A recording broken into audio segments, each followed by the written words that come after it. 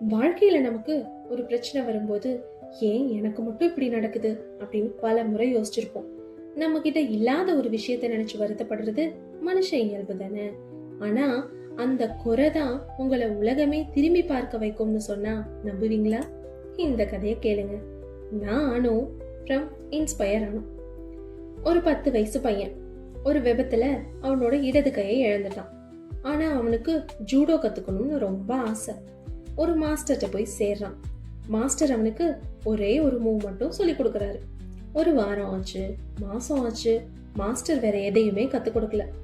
அந்த பையன் மெதுவா கேட்டான், மாஸ்டர் எனக்கு வேற எதுவும் கத்து கொடுக்க மாட்டீங்களா? மாஸ்டர் சிரிச்சுட்டே சொன்னாரு, உனக்கு இது ஒண்ணு போதும்.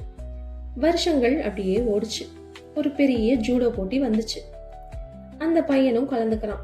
ஆனா அவனை எல்லாரும் பார்த்து சிரிக்கிறாங்க. இந்த ஒத்த கைய வச்சுக்கிட்டு இவன் என்ன பண்ண போறான் அப்படின்னு. ஆனா ஆச்சரியமான விஷயம் என்னன்னா, அந்த பையன் ஒவ்வொரு ரவுண்ட்லயும் ஈஸியா ஜெயிக்கிறான். கடைசியில ஃபைனல்ஸ். அங்க இருக்க எதிராளி ரொம்ப பலசாலி.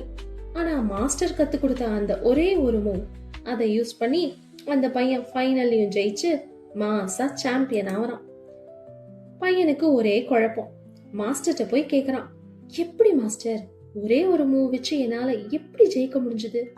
மாஸ்டர் சொன்னாரு, இதுக்கு 2 காரணம் இருக்கு. ஒண்ணு, நீ கத்துக்கிட்ட அந்த மூவ் ஜூடோலயே ரொம்ப கஷ்டமான ஒண்ணு. அதை தடுக்கணும்னா ரொம்ப பயிற்சி வேணும்.